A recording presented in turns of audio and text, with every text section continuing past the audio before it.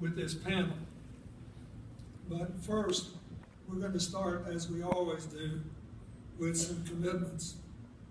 So first, I want to ask the announcer who has the list to call to the stage our lightning round commitment makers.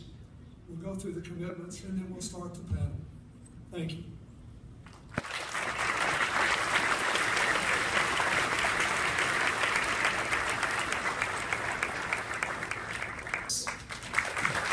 President, Coca-Cola North America, the Coca-Cola Company, Sandy Douglas.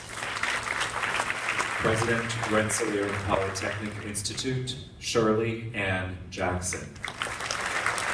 And President, Eurasia Group, Ian Bremer.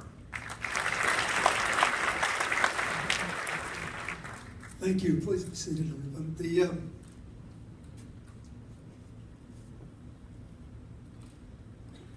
I hope this will be a panel where we'll get some ideas of what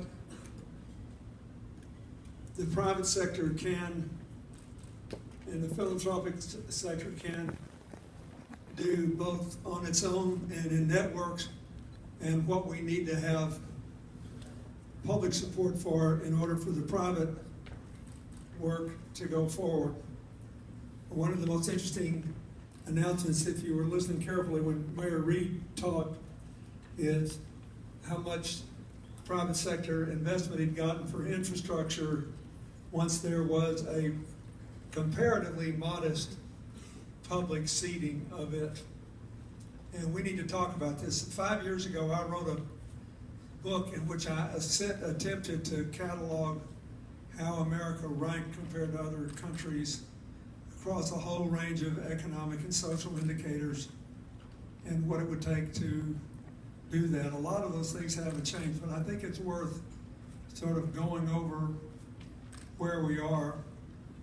So first, I want to start with Ian Bremer first. As a political scientist and someone who's written extensively about our position in the world, how would you briefly, as of 2016, characterize our relative strengths and weaknesses in terms of our long-term competitiveness?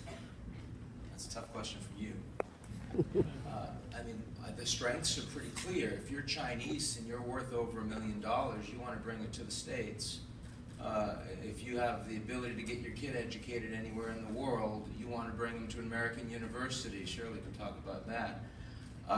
We're the world's largest food producer, the largest energy producer, and despite all the challenges that you talked about in your opening speech all over the world, the geopolitical environment being neighbors of Canada, Mexico, and a bunch of fish, actually pretty good for the United States. So I think that it's very obvious in terms of the strength of the dollar, the strength of the market, the strength of our nation globally. Those things haven't gone away. Briefly after the 2008 financial crisis, there was a time when the Chinese started thinking maybe the Americans aren't so strong, maybe we need to move away. They're not saying that now. But in terms of the weakness, I guess the single thing I would worry about most is the division within the United States. I woke up this morning and saw the headlines for the New York Post and the New York Daily News, both of the covers, and you wouldn't think you were in the same country. Half of this country is talking about guns and half of it is talking about radical Islam, and there's no in between. That's the kind of divisiveness that we saw in France after their November bombings. It's not what we saw in the United States after 9/11.